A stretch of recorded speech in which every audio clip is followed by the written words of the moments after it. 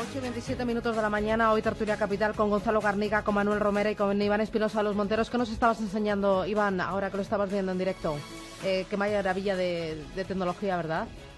Estábamos viendo la llegada a los juzgados o los años juzgados hacia prisión de los encarcelados, de los auténticos responsables de esta barbaridad que ha pasado en Cataluña, ¿no?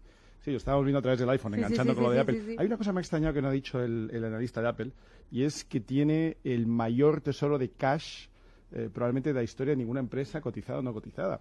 Y se ha disparado, o lo que se ha revelado ahí es que se ha disparado la cantidad de cash que tiene, lo cual nos indica que Apple está, siempre tiene grandes reservas, pero está dispuesta o disponible para comprar cualquier gran competencia que le pueda salir en los próximos años, ¿no? Es decir, que una de las grandes defensas que tiene Apple ante el futuro, si no fuera capaz de innovar, aunque ya sabemos que es una compañía muy innovadora, pero si no fuera capaz de innovar o no fuera capaz de acertar el camino por el que va, si surgiera un competidor que fuera capaz de innovar más o de encontrar nuevas áreas, digamos, en realidad virtual o en lo que sea, de esas cosas que estaba diciendo el analista, Apple tiene la capacidad de comprarlo, pero al día siguiente en cash, ¿no? Es una gran defensa para una compañía que tiene ambición de futuro. ¿Romera? Bueno, la verdad es que, lo que dice Iván es de libro. Al final, Apple tenía en el año 2013 143.000 millones de dólares y actualmente tiene más de 250.000 millones de dólares en caja. Eso le daría para comprar 22 de las mayores compañías del Dow Jones o todas las compañías cotizadas en España, Alemania y Francia juntas. Que su se control. dice pronto. Entonces, al final, no es que tenga dinero para hacer eso que dice Iván de un nuevo reto tecnológico, sino que se puede comprar la tecnología del mundo, ¿eh?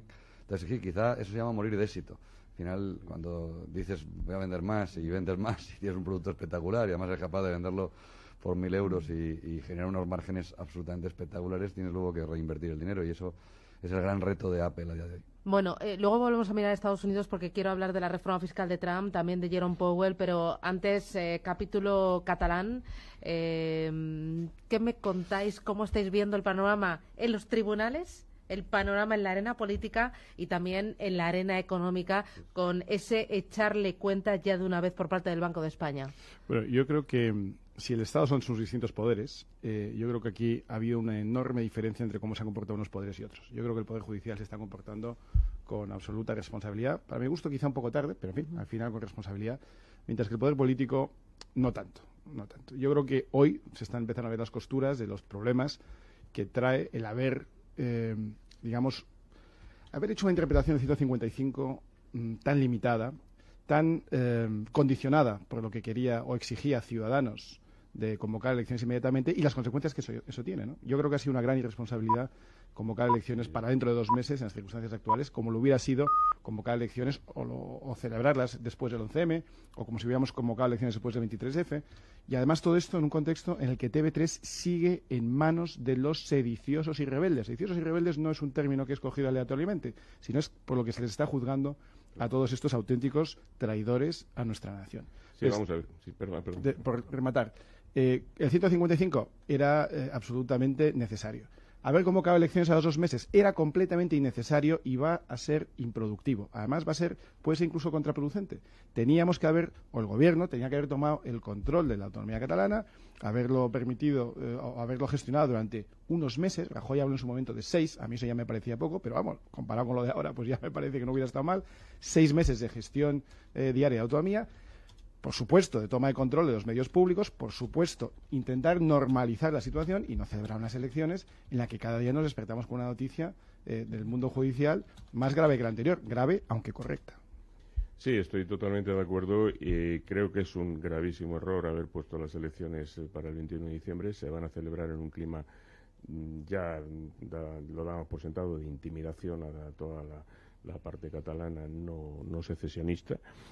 Se van a reproducir esto de que los mítines de la CUP y del PDK se van a hacer con 50.000 personas al aire libre y los mítines de los partidos españolistas se van a hacer en teatritos con 80 localidades y con unos cientos de energúmenos pegándole voces en la calle, y por lo tanto me parece un enorme error.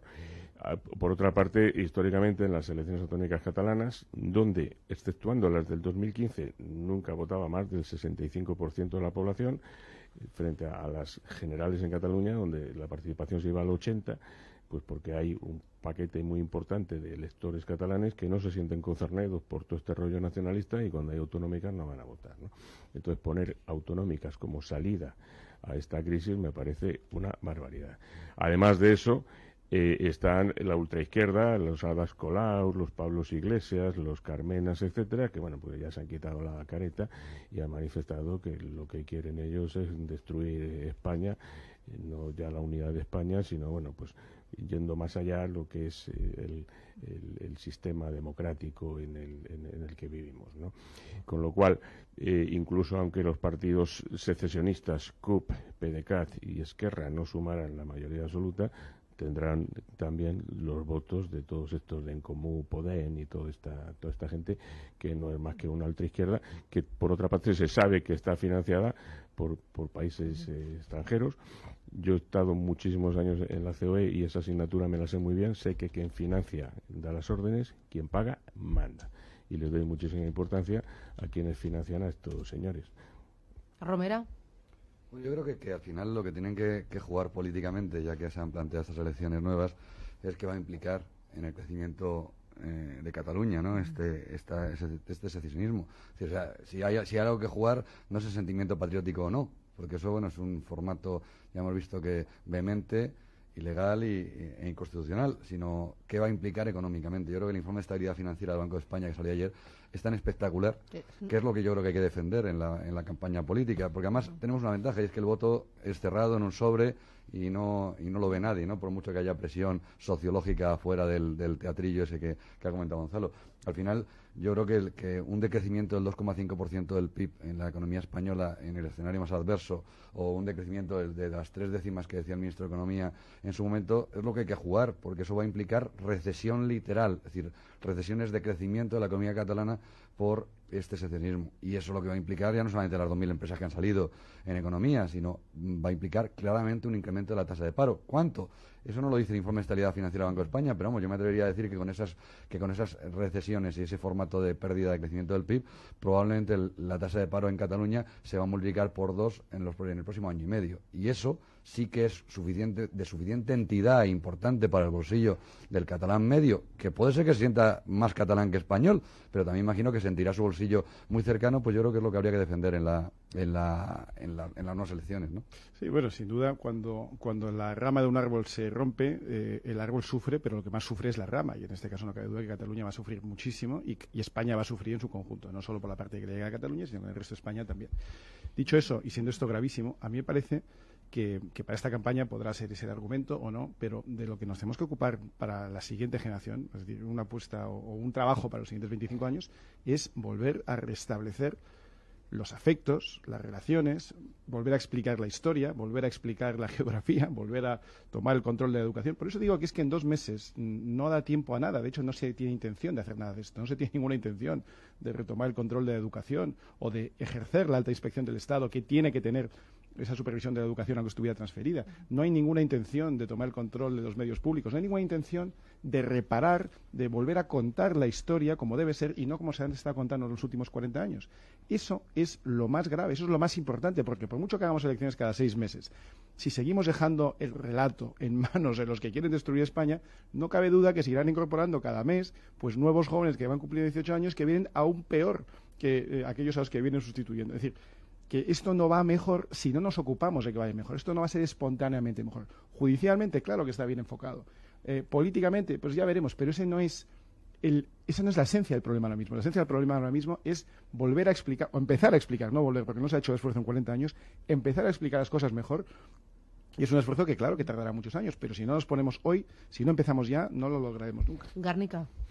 Bueno, sí, lo que está diciendo Iván. La pregunta es qué sucede si el 21 de diciembre pues se vuelve a producir una mayoría secesionista, que a mí no me extrañaría que se produjera, porque se viene produciendo, insisto, en todas las autonómicas. Al final no se soluciona nada, es claro, una nueva fase de la misma historia y de la misma crisis. Susana, así es que vamos a ver, en las generales en Cataluña vota el 80% y ganan los partidos españoles. El primero siempre es el Partido Socialista de Cataluña y el segundo, incluso el PP, lo he seguido en ocasiones, por delante de CiU. Luego llegan las autonómicas. Vamos a ver cómo lo explico. Yo recuerdo que en el conflicto de Irlanda del Norte, había los unionistas y los separatistas. Unos eran católicos, otros eran protestantes, y vivían en barrios separados. Bien. Entonces aquí estaba el barrio católico, aquí estaba el barrio protestante, aquí estaban los partidarios de estar con Gran Bretaña y aquí los de independizarse o irse con Irlanda. En Cataluña no existe separación entre unionistas y secesionistas, viven juntos en las mismas casas y en los mismos bloques. Y entonces los que son partidarios de España están conviviendo con un vecino que es separatista y que sabe que es partidario de España. Y este señor, cuando llegan las autonómicas, no se atreve a ir a votar. Exactamente igual que no se atreve a colgar de su balcón la bandera de España porque tiene una estelada por un lado y otra estelada por el otro. Entonces, en ese clima, insisto, que se vive allí de intimidación a una parte del electorado, las elecciones no van a ser libres. Así es de fácil. Claro. Romera, para zanjar el tema, que me quiero ir con la reforma fiscal de Trump. No, poco más que decirle a los catalanes que estamos todos en el mismo barco y que al final un decrecimiento de la economía catalana nos afecta a todos, a España, a Cataluña, a todo el sentido común. El que las compañías se hayan ido, esas 2.000 compañías, significa a día de hoy más del 30% del PIB catalán. Es decir, yo creo que hay que ser muy miope para no verlo. Por eso digo que al final yo creo que el pueblo catalán, de manera equilibrada, con sentido común, dejando los odios acérrimos de algo muy genérico como puede ser un país, pues vamos a tener sentido común. Y yo creo que ese sentido común de alguna manera saldrá, y si no sale, que entonces ya es para tirarse por el balcón, vamos. Yo un pequeño matiz a lo que ha dicho Guernica respecto a si van a ganar o no los independentistas frente a los unionistas. Todo depende. Yo leo cada vez más titulares que dice que van a perder los independentistas. Yo me muero de risa. Claro, esa trampa consiste en decir que Podemos no es independentista. Claro, en el momento en que tú cuentes los votos de Podemos o de En Comú como independentistas, que es lo que son, entonces arrasan. Es decir, no hay ninguna duda de que estas elecciones no las va a ganar Ciudadanos. Y los que están diciendo que Inés Arrimadas va a ser presidenta, pues yo no sé en qué mundo de política ficción viven, pero es que no es posible con Podemos en ese cuadro. Si fuera solo PP, Ciudadanos y PSOE por un lado, que el PSOE habría que analizarlo en detalle, pero bueno, y por el otro lado fuera, RC, CIU, PDK, todo lo que sea y tal, entonces sí, pero es que está Podemos, y Podemos ya sabemos lo que es. 21 minutos, llegamos a las 9 de la mañana, a la vuelta de publicidad. Vamos con Estados Unidos, esa reforma fiscal de Donald Trump, Jerome Powell al frente de la Reserva Federal de Estados Unidos, a ver quién va a ser su vicepresidente, y luego también Banco de Inglaterra, y lo que queráis. Me podéis proponer alguna sorpresita, ¿no? Publicidad. Flechazo es cuando te encuentras con esa prenda que te encanta con un gran descuento. Este otoño, enamórate en los 8 días de oro del Corte Inglés. Hasta el 12 de noviembre tienes todos los indispensables de moda mujer, hombre, zapatería, accesorios y corsetería con hasta un 30% de descuento. Solo para ti. Ofrecer más de 12.000 mercados significa proporcionar miles de oportunidades de inversión diferentes. Esta es una de las razones por las que muchos clientes eligen los CFD para operar en bolsa. IG, 10 años ofreciendo CFD en España. Los CFD son un producto difícil de entender. La CNMV considera que no es adecuado para inversores minoristas debido a su complejidad y riesgo. Se trata de un producto apalancado cuyas pérdidas pueden exceder el depósito. Invertir es como jugar al fútbol. Hay que descubrir las estrellas, acertar con la alineación perfecta y los cambios necesarios. Para ganar cada partido hay que conocer el terreno. En Profim encontrará ese entrenador profesional, estratega e independiente para ganar su propio partido, el de su dinero bien invertido. Profim, el experto que siempre le acompaña para tomar decisiones de inversión acertadas. Profim, empresa de asesoramiento financiero independiente inscrita en la CNMV. Gas Natural Fenosa te ofrece este espacio. El Consejo de Economistas sube su previsión de crecimiento para España al 2,4% en 2018. Son 5 décimas más que en su anterior previsión. Gas Natural Fenosa te ha ofrecido este espacio. Diccionario energético castellano de Gas Natural Fenosa. Potencia contratada significa máximo de electricidad que puedes consumir a la vez sin que salten los plomos. Hablamos tu idioma. Llámanos al 900-100-251 y te ayudaremos a ahorrar ajustando la potencia que necesitas en tu negocio. Gas Natural Fenosa, hecho y dicho. Definición de coche. Dícese de aquello para lo que se ahorra un 10% al mes durante los próximos 5 años. Se le suma el dinero que teníamos apartado para las vacaciones. Se le resta el IPC y se multiplica por el tiempo para aclarar todo esto. Tu definición de coche perfecto no debería ser así. Por eso nuestros gestores se ocupan de los números para que tú solo te centres en elegir el coche ideal. Compruébalo con nuestro simulador de ahorro planificado en r4.com o preguntando en tu oficina más cercana. Renta 4 Banco, tu banco especialista en inversión. Moda, accesorios, deportes, hogar. Todos los básicos del otoño los hemos seleccionado especialmente para ti. Sí, porque hasta el 12 de noviembre, en los 8 días de oro del Corte Inglés, tenemos una selección de artículos imprescindibles con hasta un 30% de descuento. Solo para ti.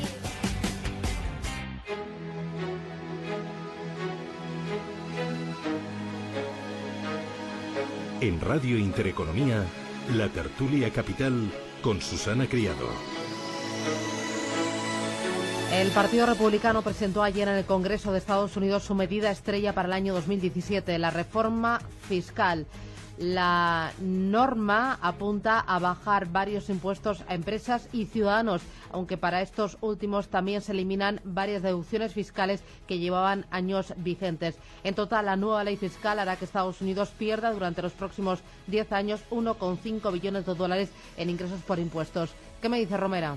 Bueno, claro, es que esto es el efecto directo. A mí me parece que lo que ha hecho Trump fiscalmente es interesantísimo. Es decir, bajar el impuesto social del 35 al 20%, pasar de 7 tramos en el impuesto de la renta de las personas físicas a 3 tramos, intentando subir un poquito más el de abajo y bajar un poquito más el de arriba, a mí me parece que tiene todo el sentido, porque claro, el 1,5 billones de dólares de ingresos limitados por ese impuesto, suponiendo que las bases imponibles fuesen las mismas. Claro. Y claro, es que eso es lo que no dice la gente, y lo que no dice ni siquiera ningún periódico español a día de hoy. Y es que Laffer no era un dentífrico, es decir, era alguien que intentaba defender sobre todo impuestos directos, que la bajada del impuesto a sociedades implicaba en impuestos directos, por ejemplo, en impuesto de la renta de las personas físicas, un incremento de recaudación mucho más considerable que la bajada del impuesto a sociedades, con lo cual yo creo que chapó, entendiendo que Trump no es el personaje político que más simpatías e ilusiones genera, pero que desde luego su apuesta es para el crecimiento, la competitividad, la productividad, todo eso que se nos llena la boca tanto, pero que hay que intentar enfocarlo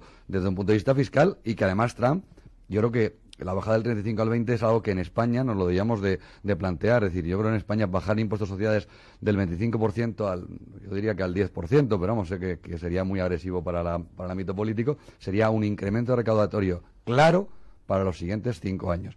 Igual que en Estados Unidos estoy convencido de que ese 1,5 billones de dólares que van a perder de recaudación va a ser soportado y más que superado por el incremento de recaudación de la actividad que va a generar esa bajada de impuestos sociales. Es decir, claro, sí, o sea,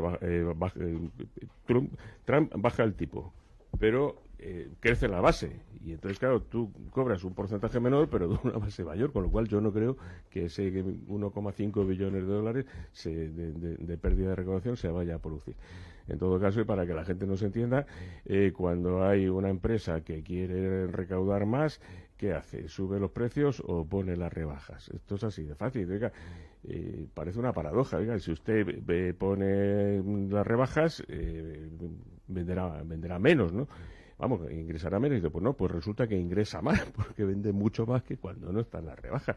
Y de hecho, las empresas que se dedican al comercio están todas deseando que entre el periodo de rebajas. Bueno, pues con esto de la fiscalidad pasa lo mismo. Y eso sin contar el efecto de atracción que genera, porque cuando el contexto fiscal de una nación se produce un cambio en el que todo se vuelve más atractivo, pues aquellas compañías que estaban pensando expandirse por distintos sitios del mundo, o instalarse en algún sitio nuevo, o instalar una nueva planta de producción, o instalar un nuevo centro de servicios, pues resulta que Estados Unidos pasa a ser un sitio más atractivo, por lo tanto se invierte más, por lo tanto se genera más empleo, y es todo un círculo virtuoso. Pero esto es algo que parece que entienden mejor los que se han dedicado al menos algún tiempo de su vida a gestionar una empresa o a trabajar en el sector real, como el señor Trump, que aquellos que toda su vida la han pasado en pasillos de instituciones políticas y no han conocido nunca la responsabilidad de llevar una cuenta de resultados, por poner un ejemplo, ¿no? Sí. Es la mayor rebaja fiscal desde la época de Reagan. Reagan ya demostró lo que predecía Laffer, es decir, Reagan incluso se adelantó.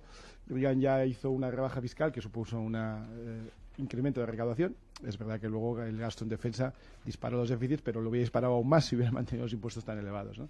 y generó lo que se llamaba los Reaganomics, que era, lo he dicho, un círculo virtuoso en el que cuanto más estimulas que la gente venga, invierta, genere, prospere, con los impuestos más bajos, pues más se produce y por lo tanto se produce economía y más empleo. Eso, Iván, en todo caso, hay que darle la enhorabuena a Trump porque también él ha vencido la tentación intervencionista y proteccionista que alentaba detrás de los apoyos que tenía en eso que se llama el cinturón del óxido en los estados que están en declive, pues porque tenían unas industrias no competitivas, ¿no? Hace un rato estábamos hablando de Apple, que es una empresa que vale en bolsa más que toda la bolsa española, que factura más de 200.000 millones al año y que gana 50.000 millones. Esas no son las empresas que apoyaban a Trump, esos eran las empresas de los estados anti-Trump. Entonces, yo valoro muy positivamente que en esa tentación proteccionista que tenían los votantes y los seguidores de Trump, pues haya resistido a eso y haya ido a un posicionamiento mucho más liberal y yo creo que mucho más adecuado. En general no se puede decir que Trump no haya sido valiente implementando las políticas que él dijo que iba a implementar en contra de toda la prensa demócrata y progresista americana y el resto del mundo. Por seguir en Estados Unidos, ayer Donald Trump confirmó que será Jerome Powell el que sustituya a Janet Yellen al frente de la Reserva Federal. If I am confirmed by the Senate, I will do everything within my power to achieve our congressionally assigned goals of stable prices and maximum employment. Our financial system is also, without doubt, far stronger and more resilient than it was before the crisis. I will continue to work with my colleagues to ensure that the Federal Reserve remains vigilant and prepared to respond to changes in markets. De ideología republicana, es miembro de la Junta de Gobernadores de la Reserva Federal desde el año 2012, llegará en febrero de 2018 y se espera que aplique una política continuista. El legado de Yellen ha sido bueno, lo ha hecho bien Yellen. A partir de ahora, ¿qué significa? ¿Cómo interpretáis esta elección de Donald Trump? Bueno, yo creo que la clave ha sido esa, continuista, ¿no? Y has dicho ideología republicana. A mí me hace gracia porque cuando Obama durante 8 años nominaba a gente para los puestos, nadie decía de ideología demócrata o progresista. Pues claro, cada uno nomina a los suyos, como es natural. Y dentro de los suyos, en Estados Unidos, pues en general se procura nominar a gente que está preparada, no a gente que solamente tiene el carné en la boca, ¿eh? Pero en este caso, pues es una persona que está bastante preparada, ya era miembro de la FED, es un candidato que el mercado ha acogido con optimismo. ¿Y en qué consiste ser continuista? Pues señalar una política razonable, probablemente subirán los tipos, se dice que incluso hasta 3 veces el año que viene, porque no los han subido últimamente, pero en general yo creo que la FED ha hecho un buen trabajo y no hay motivo para cambiar demasiado la política. Garnica, para zanjarlo. Bueno, hay estados en el mundo que se dedican a producir y ahorrar y otros que se dedican a gastar y a pedir prestado y a incrementar un volumen de deuda enorme, ¿no? Pues esto es lo que les ha pasado a los Estados Unidos con una cantidad de dinero infinita a tipo cero. Esa es una política que ha podido ser necesaria pero que no se puede mantener en el tiempo. Y que no me voy, nos vamos. Iván Espinosa, Los Monteros, Manuel Romera, Gonzalo Garnica. Gracias a los tres, que tengáis un buen día, buen fin de semana, coged paraguas y ya por el viernes. Adiós. Gracias.